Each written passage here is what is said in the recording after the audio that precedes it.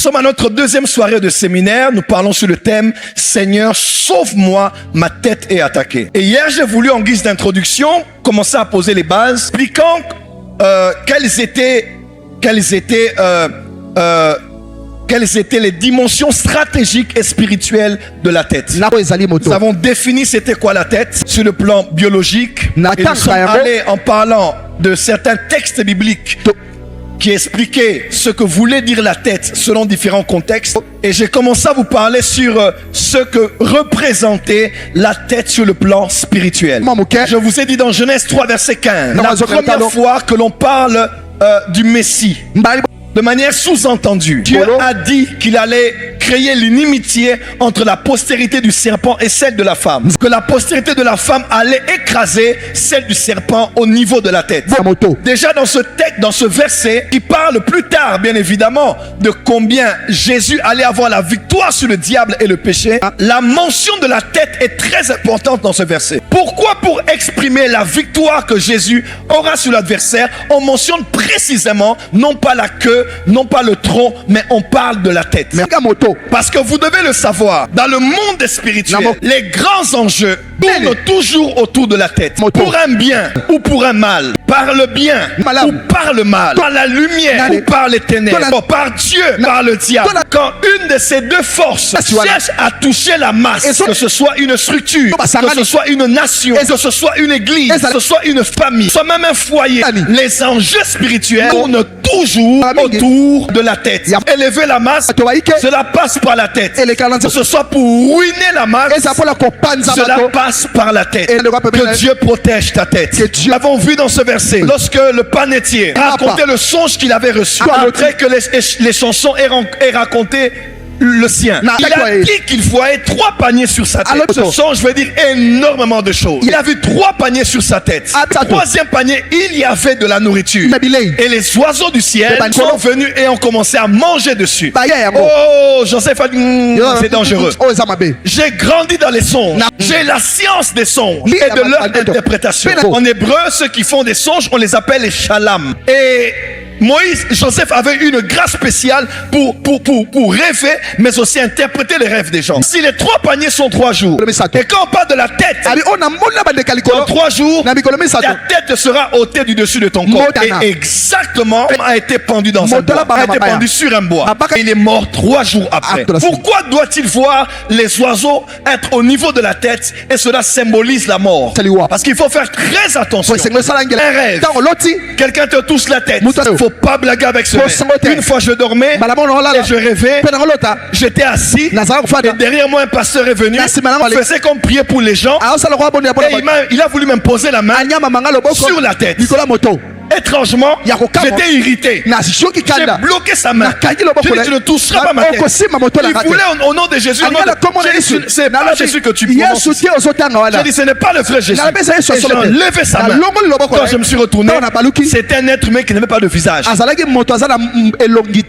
Je décrète et déclare, tout rêve que tu as fait, que ce soit sur tes cheveux, sur ta tête, sur ton front, d'une attaque particulière, ou de manière subtile, quelque chose que Satan veut faire dans ta vie, ne passant par la tête, nous annulons cela au nom de Jésus.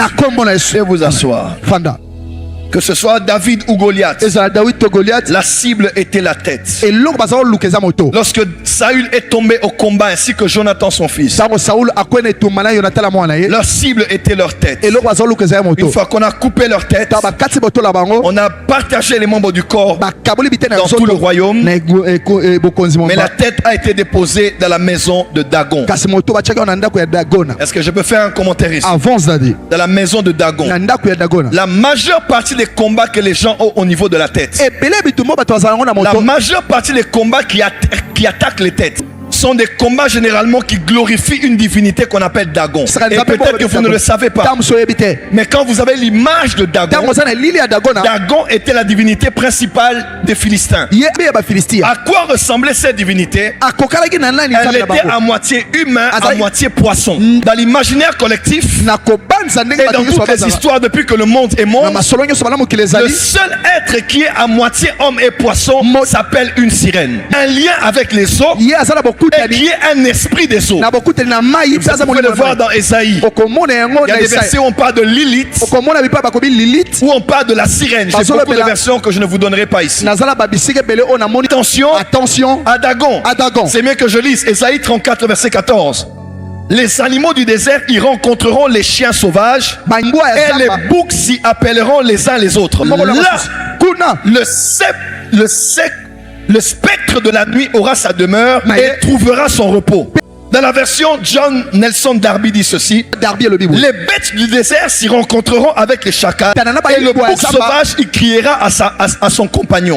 Là aussi la Lilith se reposera et trouvera sa tranquille habitation. Dans la plupart des films qu'on a aujourd'hui, en particulier sur Netflix, il y a toujours une femme qui est une divinité, qui est un esprit qui s'appelle Lilith. On va aller dans la version Le Maire de Sassy.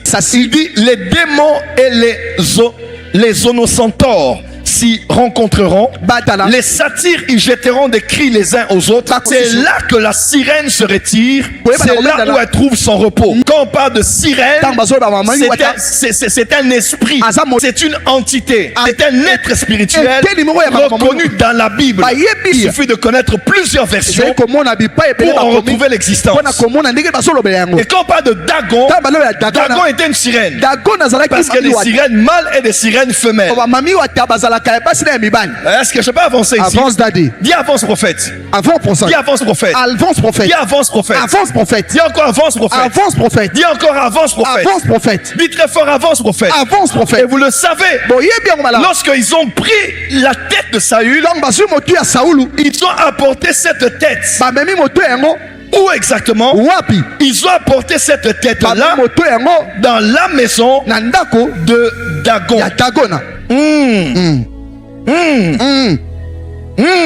Avance daddy. Avance daddy. Avance daddy. Ils ont apporté la tête du roi de Dieu. David dans son cantique funèbre disait ceci: pourquoi les héros sont-ils tombés? Ils sont tombés aux montagnes de Gilboa. Il dit parce que l'huile a cessé de le oindre. Ne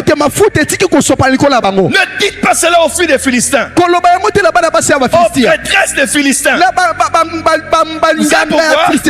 Parce que les Philistins rapides que des lions,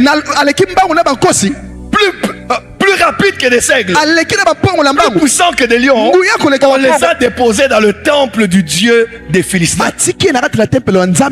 devant la sirène. Tu m'as pas compris? Je peux aller plus loin. On a vu Samson tomber en réunion. Dieu a appelé Delilah. Mais personne n'a vu la spiritualité derrière la mort de Samson. Ça c'est vrai. Quand vous regardez plus tard, quand Samson est attiré dans le temple des Philistins, les Philistins sont allés rendre grâce à Dagon. Et il dit ceci: il dit, nous sommes venus parce que tu nous as livré notre ennemi Samson. La question qu'on se pose, nous avons tous vu Delilah, la faiblesse de l'homme de Dieu, l'argent qu'on a payé, les Philistins en réunion. Mais très peu de gens, ou même pas l'église, a réalisé que quand les Philistins sont allés rendre grâce, l'action de grâce c'est quoi? C'est la réaction d'un homme à la grâce reçue d'une divinité. En d'autres termes, avant de faire la réunion, avant de payer l'argent, avant de donner à Delilah, avant qu'elle fasse tomber l'homme de Dieu, ils étaient d'abord allés au temple là. Fais-nous grâce, livre-nous cet ennemi. Ils priaient à qui? À une sirène.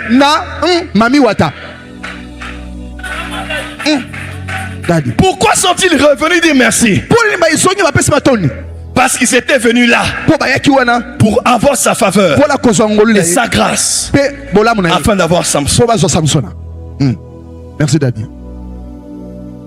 Les esprits qui attaquent les têtes, les chefs d'État, les pasteurs, chefs d'entreprise, pères de famille, leaders d'organisation sont généralement les esprits des eaux. Merci Daddy. Ça c'est vrai. Je dis sont généralement les esprits des eaux.